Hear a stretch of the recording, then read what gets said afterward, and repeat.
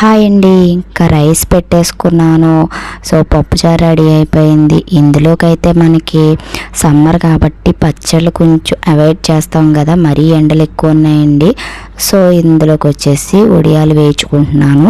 So ఇలాగా oil బాగా heat అయిన తర్వాత జంతువులు వేయించుకొని వేడి వేడిగా పప్పుచారుతో తింటే, సో ఇలా నేను పప్పుచారు రోజున అనగా సో సండే రోజును మంచి కర్రీస్ ఉన్న రోజున ఏంటంటే బ్రేక్ఫాస్ట్ స్కిప్ చేస్తానన్నమాట.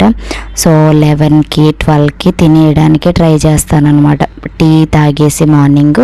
సో ఆకలి ఎక్కువ వేస్తే కనుక మనకి తినడానికి బాగుంటుంది. ఇంకా వేడివేడిగా రైస్ పెట్టేసుకొని సో కొద్దిగా రైస్లో ఎక్కువ పప్పుచారు వేసుకొని తిని ఇవి నంచుకు తింటే సూపర్ ఉంటుందన్నమాట. చాలా టేస్ట్గా వచ్చింది.